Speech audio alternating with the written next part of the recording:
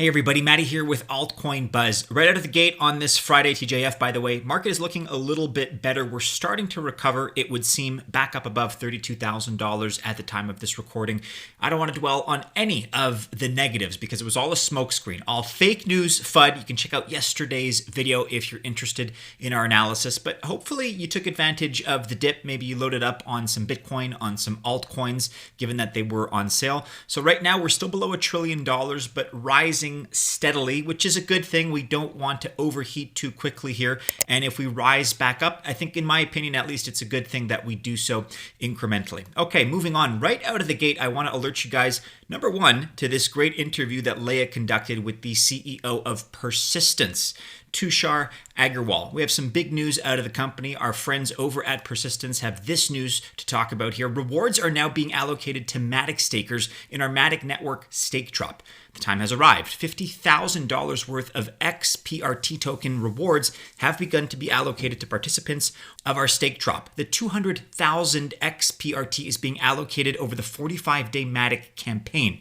This is Persistence's fourth StakeDrop campaign, this time on the Matic network, and it was launched on the 18th of January, 2021. For more information and to avail yourself of some of the rewards here, maybe you stand to benefit, you can check out this medium.com article, Matic StakeDrop tutorial using Matic Web Wallet, how Matic holders can participate in Persistence's StakeDrop. There's a lot of positive news yet again today. Just in case there's some lingering negativity, you still see some FUD creep up in your news feeds, ignore it. It's totally fake news. So we're going to have to go rapid fire through all of the good news just because there's so much of it here, beginning on Cointelegraph.com.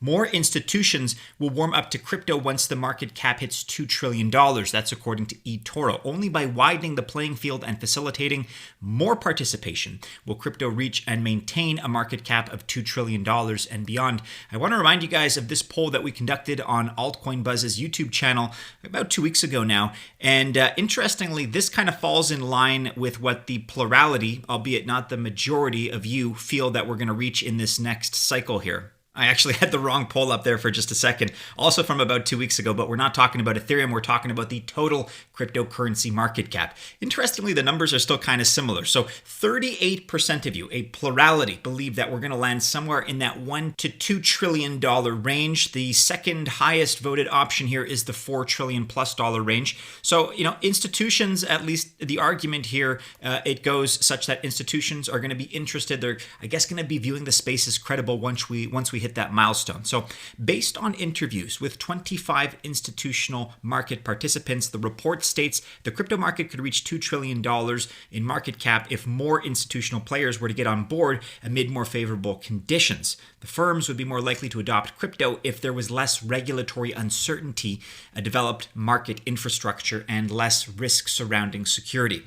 We're going to go through in today's video why many of those outcomes are pretty likely, actually, and fairly probable in these next few years during this cycle. We saw really on, I think it was his first day as president, Joe Biden froze FinCEN's regulatory crypto requirements that they were proposing. That's number one. We're already seeing a lot of institutional interest in this space. So more institutions, less regulations. That seems to be the recipe here that eToro is suggesting. So we're going to take a look at why this really does to be coming to fruition here. And again, rapid fire, but we're going to go through all the examples that we were able to amass just today, like in these last 24 hours, really. On Cointelegraph.com, top Russian bank Sberbank plans to launch its stablecoin by spring of 2021. Sberbank has applied with the Central Bank of Russia to launch a blockchain platform for Sbercoin stablecoin. We've talked a lot about stablecoins out of banks and out of central banks. We had the news yesterday out of Sweden. The day before that, we had the news out of France, and we have news that we're going to look at in just a moment about more news out of China. They're launching a third way of pilot testing for their digital yuan, their CBDC. So it's kind of murky right now whether or not this Russian bank is planning a CBDC. It looks like that's what it is, but you got to remember that even CBDCs are championing the idea of blockchain. So it all adds up at the end of the day. You can check out their official website and press release here, which I believe is in Russian. Unfortunately, I don't read it, but we'll link to this, of course, in the description below. Crypto ETP capitalization is up 90% this month as institutional volume triples. So this is another reason why we have to zoom out, in these moments like we had yesterday where there's this market panic, where there's price capitulation across the board for Bitcoin, for Ethereum, for pretty much all altcoins. This is where you got to zoom out and take a look at the trend here on the longer term horizon. 90% this month alone as institutional volume triples. Institutional investors have rallied around crypto this past month, with the AUM, assets under management of crypto ETPs, surging more than 90% as volumes tripled. So take a look at this. Capital has flooded into crypto investment products in recent weeks, with the value of assets invested in crypto exchange traded products, or ETPs, increasing by more than 30% in these last 30 days. And the spike in assets under management locked in crypto ETPs was noted in the latest report by Crypto Compare, which estimates that almost $36 billion is now invested in crypto ETPs. That's a 93.7% increase in just a month. Grayscale's various trusts represent more than 83% of the sector's AUM. So think about that. Grayscale alone is responsible for 80+% of a sector's assets under management. Wow. With the firm's Bitcoin trust housing $22.6 billion, or 63% of all capital invested into crypto ETPs. So this is very bullish news, no matter how you slice it, no matter how you look at it. And we're going to be discussing Grayscale actually more a little bit later on in this video, why we think they may be considering Chainlink as another trust holding in the relatively near future, perhaps. You can also take a look here at the data, the original source here, Crypto Compare Digital Asset Management Review. This is for January 2021. I only bring this up quickly, really as a word of encouragement, guys. If you're still shaken by the events of yesterday, just, take a step back, get some perspective, take a deep breath, and realize that these are the trends. The institutional investment is only increasing as far as its interest in this space, and that's a trend that, at least in my opinion, is only going to accelerate.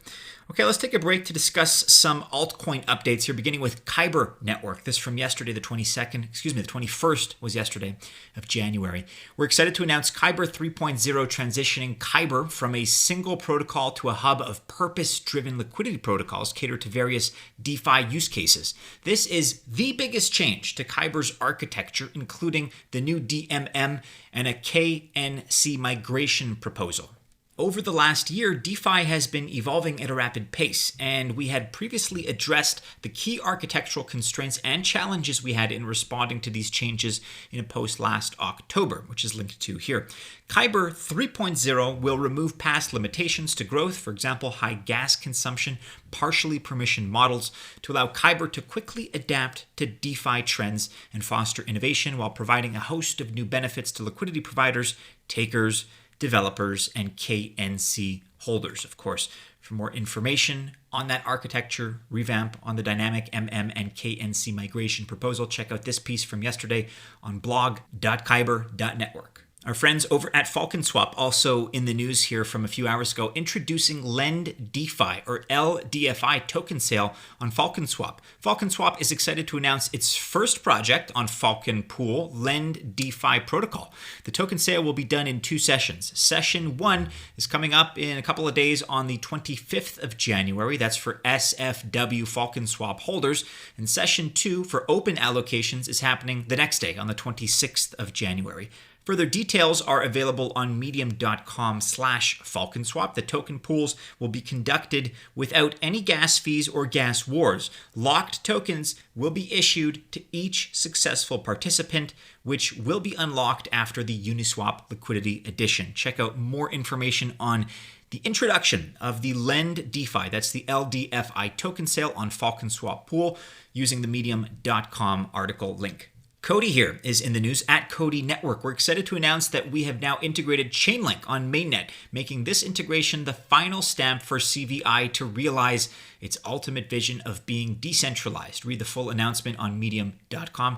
Thank you, Chainlink. You can check that out here. We'll link to this in the description below. COTI will integrate Chainlink to decentralize CVI index. Speaking of Chainlink, as we were, there is a little bit of chatter suggesting, or maybe not suggesting, asking the question, I suppose, is more accurate on Cointelegraph.com. Is Grayscale about to unveil a Link trust? Mystery filings using Grayscale's name suggest the multi-billion-dollar firm may be looking to expand the number of trusts. We know they deal in Bitcoin. We know they deal in Ethereum, Litecoin, a couple of others. But According to these latest developments, Grayscale Investments could be set to launch a raft of new products, including a Chainlink trust, if freshly unearthed filings are to be believed. According to the state of Delaware's Division of Corporations, someone set up Grayscale Chainlink Trust on the 18th of December 2020. Right now, Grayscale has yet to officially confirm anything, and they have not suggested that they are responsible for those filings. Some reports have cast doubt on their legitimacy, as the registered agent for the trusts is listed as the Delaware Trust Company and not Grayscale. However, the Delaware Trust Company apparently is listed on Grayscale's website as one of its official service providers, and the same details were used for the Grayscale Bitcoin Trust filing in 2013. The plot thickens. Adding to the uncertainty here, a few weeks after the inception of these trusts, Grayscale founder and CEO Barry Silbert stepped down and was replaced by Michael Sonnenschein as CEO, which was something that was not widely publicized. I remember just covering the news one day and Barry Silbert was no longer CEO. Michael was. So it's not something, I guess, that they were drawing much attention to, it would seem. It is unclear if Sonnenschein will continue Silbert's strategy or if he will take the firm in a new direction. In a market that has seen a lot of abrupt, violent price action this week, we have Chainlink, which kind of almost like a diamond in the rough sticks out, up 12.7% in these last 24 hours. I guess largely on the heels of this kind of news, but Chainlink has been a star performer, now in the top 10, up 23.2% this week.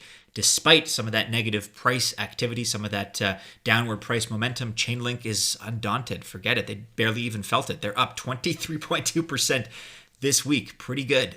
So, of course, time will tell, but if you're interested in digging into the documents a little bit more and investigating, being a bit of an online sleuth, you can check out chainlinkgod.eth here. Grayscale Chainlink Trust, filed, as we mentioned, on the 18th of December 2020 as a Delaware domestic statutory trust. Is it real or just an elaborate LARP? Only time will tell. For context, Grayscale provides financial vehicles that enable institutions to acquire cryptocurrencies in a regulatory compliant manner, i.e. approved by the SEC. Individual investors can also acquire these shares in their regular brokerage account and even with their 401k or IRA. Right now, we're still in that domain of speculation, but as soon as we hear more about this information, of course, we will report it as expeditiously as possible. I wouldn't be opposed to seeing an addition to the Grayscale Trust in the form of Chainlink. I think Chainlink is definitely one of the projects that would be worthy of that kind of inclusion. More good news all around, guys, at the macro level. Brazil's top exchanges announced international expansion after raising $38 million. Leading Brazilian exchange Mercato Bitcoin has announced a regional expansion, naming Chile, Mexico, and Argentina as likely destinations. You can check out Mercato Bitcoin's press release here on prnewswire.com. Mercato Bitcoin receives contribution led by GP Investimentos and Parallax Ventures, who will invest BRL 200 million in 2021. And here we have even more good news, guys. The floodgates have been opened, and the deluge right now is impossible to stop. Yesterday, I talked about maybe a 3 or a 4 to 1 ratio of good news to bad news. Let me correct that statement. I think I misspoke because, first of all, the negative news out there, the FUD, was fake news. So it didn't even constitute actual news. It was just a lot of rumors and a lot of hearsay that basically turned out to be false. But of course, that still rather scared the weak hands in the market. But even if we accept it, okay, that one unit of negative news, it's not 3 to 1, it's not 4 to 1, it's got to be like 10 to 1 right now. Yet another example here: Signature Bank crosses $10 billion in deposits from crypto customers. Signature's $10 billion in deposits from crypto businesses is now double that of rival Silvergate.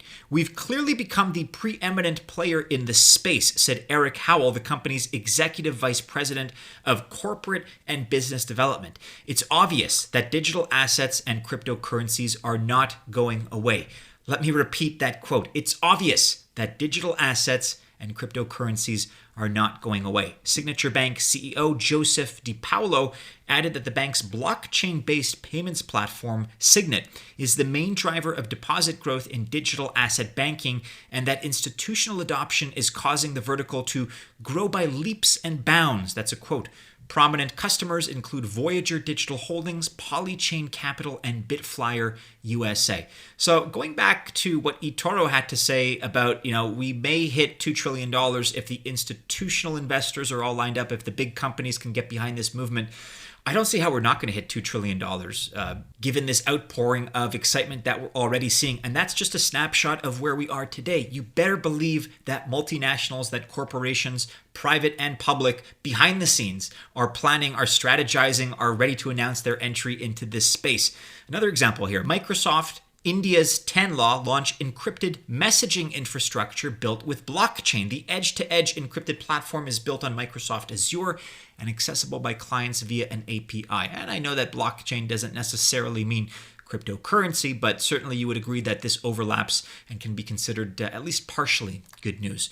We talked about earlier how that Russia bank is piloting a new digital currency. Efforts in China continue at a ferocious pace. China is aggressively pursuing a CBDC. They're piloting now a third phase of their digital yuan. Chinese city plans third digital yuan pilot, giving away $3 million in a prize draw. This has been done via lottery, where entrants can apply to win 200 digital yuan each. This is happening in Shenzhen, which is a very technologically savvy and advanced city. And that city is going to be staging another public trial of the central bank's in the works digital currency, giving away 20 million digital yuan, which is a little over $3 million via a lottery. Francis Suarez of Miami wants to make Miami a tech-savvy, crypto-inclusive city. They want to make that a blockchain hub over in Florida. I think that, maybe the foil to that, I shouldn't say the foil, but maybe the overseas competition is going to be Shenzhen. It's looking like we have these almost city-states that are going to be emerging as very dominant in the cryptocurrency and blockchain. And to extend a little bit the CBDC space, we have Shenzhen now and Miami, and certainly more that are going to be coming up in the near future as well. So on a final note of positivity, just in case you haven't been convinced about all the good stuff that is happening in this space, here's Tyler Winklevoss's perspective. Journo, as in journalism, yesterday tried to kill Bitcoin. They did this with FUD. Newsflash, won't work. We've been there before. We know the drill. Stay calm and stack on. Anthony Pompliano here. BlockFi continues to add new products to support their goal of becoming the most important company in the digital financial system. OTC Desk is now open for business. In retrospect, I probably should have placed this tab a little bit elsewhere. It doesn't quite fit the flow of what I'm trying to say here, but there you go, a piece of news for you either way. Michael Saylor here, final thought. Food, fridge. Content, cloud. Bullion, Bitcoin, as in gold bullion, as in your vault, as in your reserves. The trend is clear. Don't despair, guys. Yesterday was one of those unfortunate days, but it happens in this space. All told, we're talking about a 32% retracement from $42,000. Look, we were expecting it. What's happening already is that you're seeing these institutions, you're seeing private individuals, baby whales, mega whales, blue whales, everybody's buying up the dip. The smart money was buying the dip. We'll continue to buy the dip, by the way, if we slide further. Look, we can still go down to $28,000, $27,000, $25,000. Hopefully not. But look, if we do, there's only, in my opinion, not financial advice, but in my opinion, there's only one reaction to that situation, is to buy the dip. It's what the smart money does. It's what you can do. It's a little bit contrarian. It's a little bit counterintuitive, but you have to harness that part of your personality. Everybody always says in cryptocurrency and finance, you have to buy low and sell high.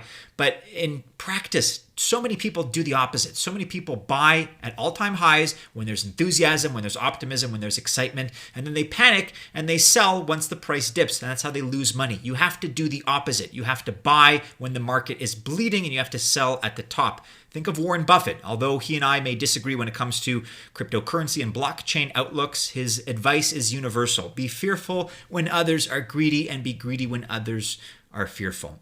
Okay, that was a bit of a longer close than I anticipated, but there you go. Do with that information what you will. Make sure you guys are following us on all the regular social media channels. Keep checking back into altcoinbuzz.io for all the latest. Like, subscribe, share. Hit the bell, of course, to receive notifications if you enjoyed today's video. Best of luck, guys, if you choose to invest on this Friday. TGIF, have a great end to your week. Have a great start to your weekend. Stay safe out there, and as always, we do hope to see you again soon in our next video. Take care.